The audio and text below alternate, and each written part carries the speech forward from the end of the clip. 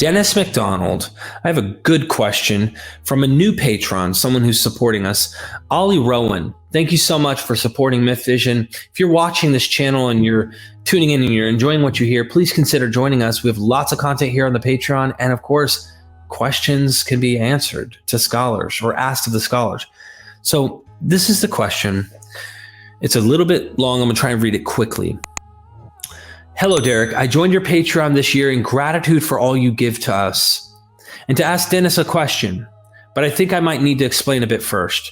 We know John's gospel portrays a Christ who is a superior to Dionysus. I love how they said we know. I love that. And to ask Dennis a question, I'm sorry, I conflated the top. But who is John's gospel trying to persuade? If all of the Gospels were written for instructing the Christians more than as tools for converting outsiders, why compete with Dionysus? Paul had already encountered super apostles from a Judeo-Greek mystery cult that was successfully infiltrating his churches, drawing loyalty to themselves and encouraging illicit sexual practices. Were they secretly orgiastic like the Bacchanalia, doing things too shameful to even speak about? So my question to Dennis is, could John's gospel be designed as an answer to an antinomian Dionysian-like rival mystery cult that had infiltrated the church households at the time of its composition? Is this an angle that has not been investigated to date? Not as far as I'm aware, but you have your finger on the scholarly pulse far more than I do. Looking forward to the interview with Dennis, now proud to be part of the We Are MythVision. Best regards. Ollie, that's a very sophisticated question, and I appreciate it very much. That especially that you identified with my arguments that you have Dionysian elements in the fourth gospel. And what you're doing is trying to press that question to see if we can get some mileage out of the Christian diversity and also certain Gnostic traits and so on of the author. I'm not familiar with anyone who has attempted to do that, and maybe that's something I can encourage you to do, Ollie. But I do want to say, put it this way.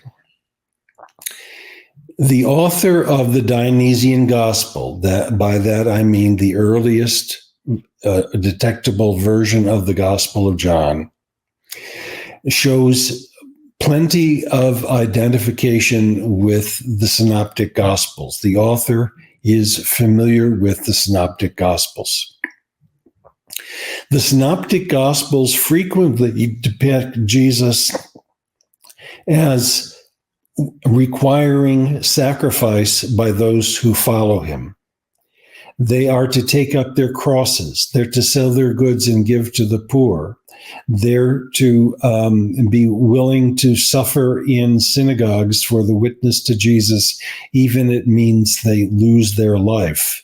That the rewards of those who are faithful to Jesus are going to be in the hereafter, at a tribunal in the heavens, either at the end of time or on the end of death or whatever. And the Synoptic Gospels differ on that, but they agree on the hardships of discipleship. Now, if you are in a Christian community and you're in a community that has the worship of Dionysus, you're at a disadvantage because your Jesus in the Synoptics is requiring sacrifice, and Dionysus is offering wine and parties and good sex. And to combat that, it's not that John is saying you shouldn't give to the poor or that you shouldn't be willing to sacrifice, but the author says right from the beginning, the Logos came into the world not to condemn it, but to give life and to give gift after gift. So whereas in the Synoptics, Jesus' first major miracle is casting demons out of a demoniac at a synagogue, Jesus's first act is to change water into wine at a wedding. So there you have drinking and sex and partying, and the guests are already drunk, and he's going to give them more wine. Or Jesus can offer living water to a woman, the Samaritan woman, and she plays the role of a Maenad. Jesus, in his death, is not a loser. He's a winner. His last words are, "It is finished." Jesus is a victor in the fourth gospel. He raises Lazarus back to life. He emphasizes love and community.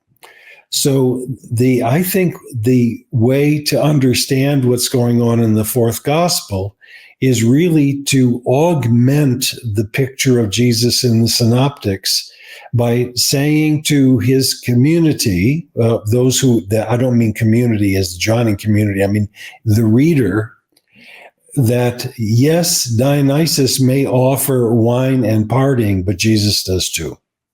It's not just a matter of carrying your cross. It's also carrying your wine goblet. So I think that is probably a cheap way of caricaturing the Gospel of John, but I think it is written for internal, sorry for the pun, consumption. And the author is interested in declaring Jesus as the Logos who comes into the world, not to condemn it, but to give life and to give a gift after gift.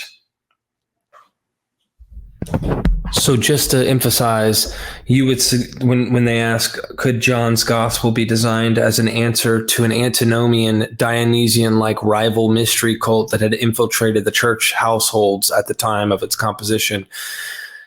You probably wouldn't see it as like that, or would you see? Well, what would you say the purpose of the book is? Is it an apologetic to try and compete against a different rivalry cult, you think, or what are your thoughts?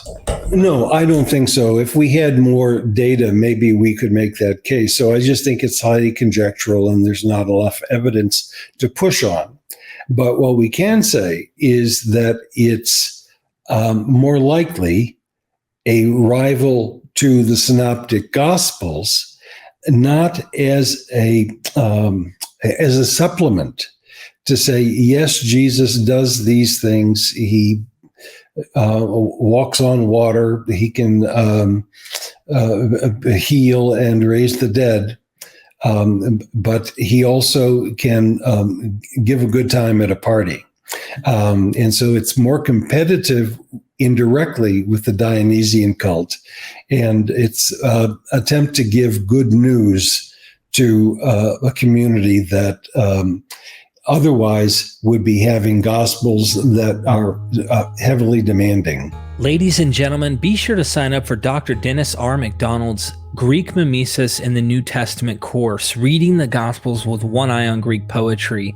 Dennis spends 18 lectures diving into several parallels, building up the methodology to show you his methods and how he sees that the New Testament authors cleverly rewrite and really make Jesus such a better figure than what we see in the older Greek myths and their poetry.